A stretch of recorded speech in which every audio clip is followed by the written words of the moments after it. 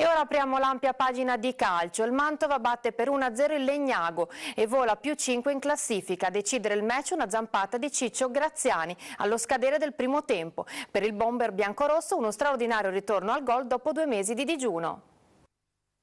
Bentornato Bomber dopo 2 mesi di digiuno complessive, da 3 mesi esatti dal gol segnato alla prima giornata con l'Insubria.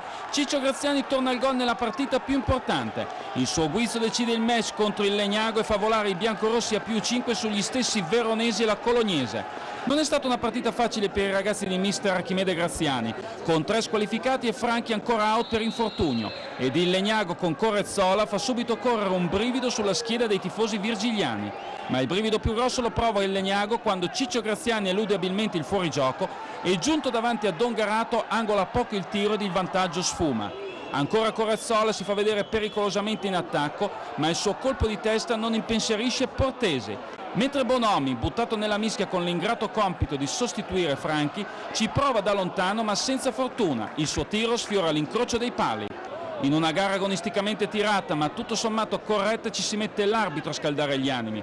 Il signor Pellagatti di Arezzo prima non vede un fallaccio di Trinchieri su Ferrari e per tutta risposta caccia dal campo mister Graziani per proteste. L'episodio scuote il Mantova, prima è Terranova su punizione a costringere l'estremo difensore Legnaghese in angolo e 2 minuti dopo arriva il vantaggio. Zaninelli trova con un lancio perfetto Spinale, Emanuele abilissimo a controllare la palla e servire un cross al bacio per Graziani. Ciccio anticipa tutti e con un destro perfetto firma il prezioso vantaggio. Nella ripresa il Mantova prova ad addormentare il match, anche se le occasioni migliori capitano proprio ai biancorossi, ed è ancora Bonomi a dribblare 2 avversari per poi purtroppo perdersi al momento del tiro. Esce Ciccio ed entra il neoacquisto Gambino e Gaetano dimostra di essere già in forma. Coraggioso il tiro dal limite dell'area che gli vale i primi applausi della curva Te. Il finale è tutto del Legnago e del neoentrato Casetta, che a 1 minuto dalla fine scaglia un tiro che esce di pochissimo e nel convulso finale reclama per un presunto fallo su di lui in area biancorossa. Vittoria preziosa come non mai, Mantova sempre più primo. Ed ora le interviste del dopogara. Bisogna dar merito ai ragazzi.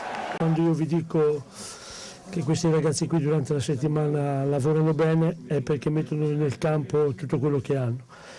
Anche le seconde linee, perché oggi ci hanno dato una grande mano tutti quelli che hanno giocato poco finora, anche quelli che sono subentrati ci hanno dato una grande mano.